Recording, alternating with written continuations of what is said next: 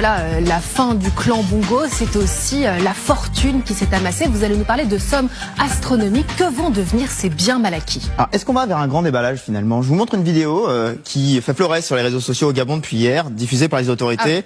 Voilà ce qu'on découvre au domicile du chef de cabinet du fils d'Ali Bongo. Vous voyez les sacs, les valises, littéralement les valises de billets. Alors c'est du franc CFA, les autorités parlent de 6 millions d'euros à peu près.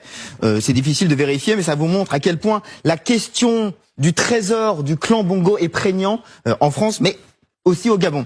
Alors, estimation. Allons dans le vif du sujet. J'ai parlé de 6 millions d'euros ici. C'est vraiment le tout petit bout de la lorgnette. L'estimation de Mediapart, après une longue enquête, en 2015, était de 460 millions d'euros. Estimation en plus qui se disait honnêtement partielle et qui évoquait possiblement le milliard d'euros, peut-être même. Donc vous voyez, 1 milliard, c'est énorme. Si juste on compare, le PIB du Gabon, je regardais 20 milliards d'euros, donc on sera un 20e du PIB du Gabon, 5%, avec un salaire officiel pour Ali Bongo qui est de 15 000 euros par mois. 1 milliard de patrimoine avec 15 000 euros par mois, il faut travailler quelques siècles pour l'obtenir, je crois. Oui, on se doute bien que c'est pas avec ce salaire officiel qu'il a pu s'offrir des villas partout dans le monde. C'est un parc immobilier digne d'un gagnant du Monopoly. Je vous ai promis l'agent immobilier, le voici. Donc alors, je vous emmène rue de l'Université Paris 7. Donc vraiment les très beaux quartiers de Paris. Cet hôtel particulier qui est au total sur un domaine de 5000 mètres carrés, inestimable en fait. Acheté a priori une centaine de millions d'euros dans les années 80, mais on parle de plusieurs centaines de millions d'euros aujourd'hui. Je vous emmène dans le 16e, rue d'Aune, un autre hôtel particulier. Celui-là, il est au fond de la rue, une vingtaine de millions d'euros dans les estimations. Et puis on n'est pas qu'à Paris, parce qu'on aime bien la Côte d'Azur aussi. La Villa Saint-Ange à Nice, voilà, modeste villa, 11,7 millions d'euros. Je vous conseille d'aller sur le site de Libération ce matin, qui a essayé de cartographier les propriétés de la famille Bongo, du clan Bongo à Paris. Alors, on n'est pas dans le 20e, ni dans le 18e. Vous voyez qu'on a concentré tout ça dans le 16e et dans les beaux quartiers ici, 7e, 8e, un peu 6e. C'est intéressant, hein. La plainte initiale qui est déposée par les ONG parle de région parisienne, 33 propriétés et de 11 propriétés Côte d'Azur, 85 millions d'euros potentiellement. 85 millions d'euros rien qu'en France. Vous imaginez, par rapport même aux chiffres que je vous ai donnés tout à l'heure, c'est une part importante. La fortune, c'est pas que l'immobilier. Il y a l'immobilier, il y a les comptes en banque, il y a les entreprises, il y a les voitures, il y a les yachts, les objets de luxe, les costumes, les bijoux, etc. Je m'arrête sur les entreprises. Une société qui a arrêté notamment les enquêteurs de Mediapart et les médias gabonais. Delta Synergie, détenue par différents membres de la famille Bongo, qui a des parts dans le secteur industriel gabonais, les mines, le pétrole, le secteur agroalimentaire, le secteur des services. Donc là aussi, c'est un élément de patrimoine et un élément de revenu en même temps. Je m'arrête aussi quand même sur les voitures.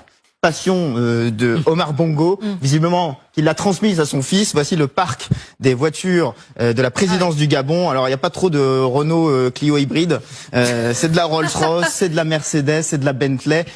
France 24 qui a diffusé ces images s'est même procuré une facture de commande de voiture en 2010, donc juste après l'arrivée au pouvoir d'Ali Bongo.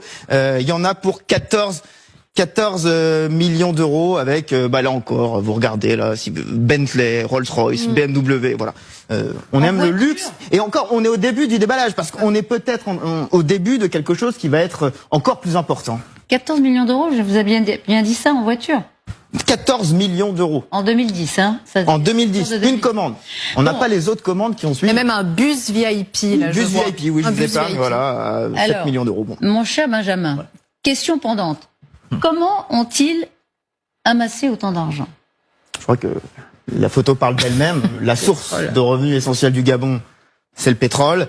Et le système a été mis en place, d'après les enquêtes journalistiques et entre autres celles de Mediapart, par le père Omar Bongo, prolongé peut-être un peu, d'une manière un peu moindre, par le fils.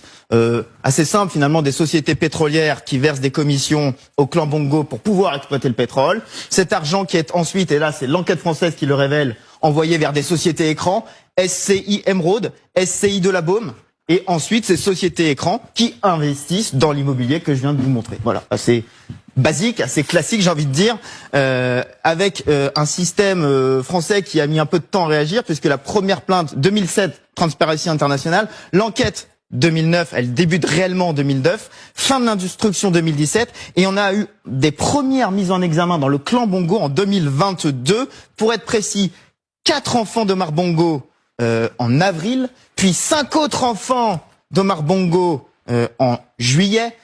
Évidemment, Ali Bongo, protégé par l'immunité. La difficulté dans cette affaire étant l'ampleur du clan Bongo. Alors, je vous donne ce chiffre qui circule, relayé notamment par Le Monde, 53 héritiers potentiels pour Omar Bongo. C'est la légende, de nombreuses femmes, de nombreux enfants. Toujours est-il que, je retourne sur la plainte initiale de 2007, elle concernait la famille Bongo, mais aussi la famille Obiang de Guinée équatoriale, mais aussi la famille Sassou Nguesso, Congo-Brazzaville. On a ici des mises en examen. On a une condamnation du fils Obiang en 2021, mais c'est la seule condamnation pour l'instant. On en est qu'au stade ici, au mieux, des mises en examen. Oui, le Gabon n'a pas le monopole des biens mal acquis.